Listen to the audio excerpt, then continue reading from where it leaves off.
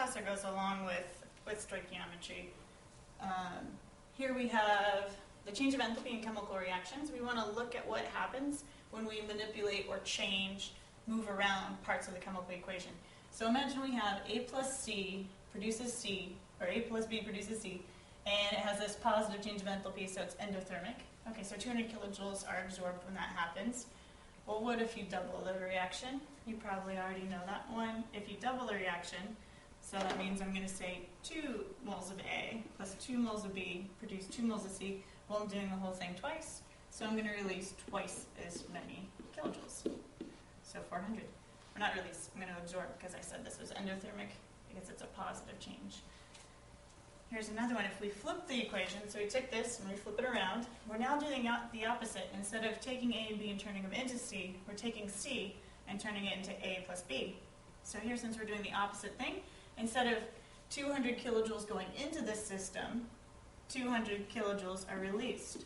So when you flip the equation, you flip the sign. It's no longer positive. It was positive here, and now it's negative.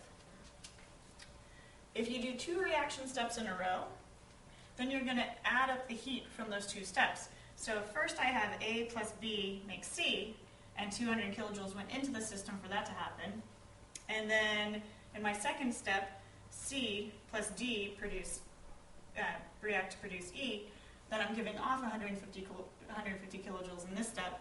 So I know overall, I put in 200, I got 150 back. Overall, the change in enthalpy was going to be 50 kilojoules went in. And by the way, the overall reaction, we'll see, was produced and then consumed. So the overall reaction is now A plus B plus D reacts to produce E.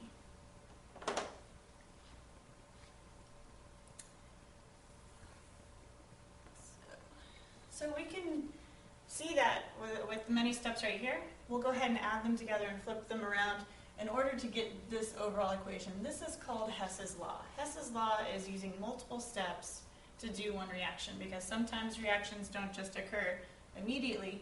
Sometimes they go through intermediates. And I need a reaction arrow there. So here I can see that I have C2H4 plus 6 fluorines reacting to make 2 CF4s, 4 HFs.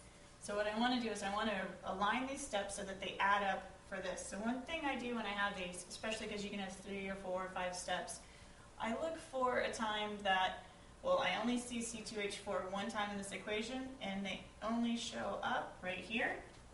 So I know I'm going to have to flip this reaction, because if I'm producing C2H4, which is going to be ethylene, then I know I'm going to have to start with that as a reactant. So I know I'm going to flip this, which means I'm going to flip this sign.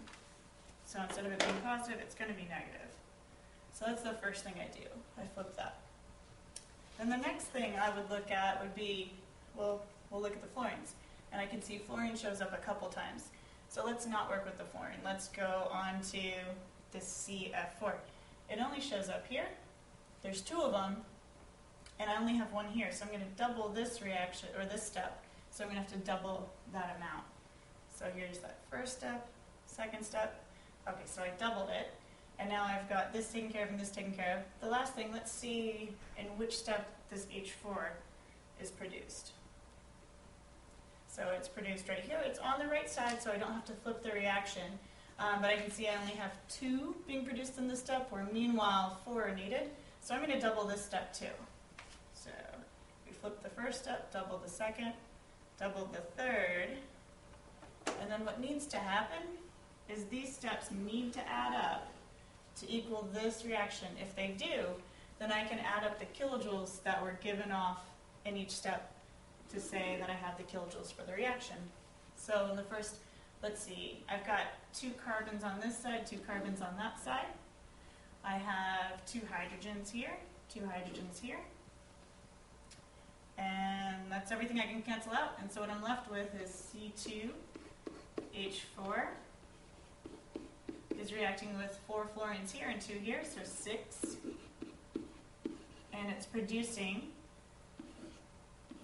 2 CF4s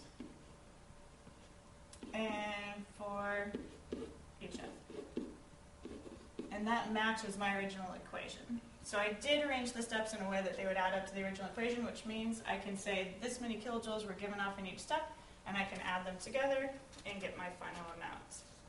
I don't know, so I get 2,480 kilojoules were given off altogether.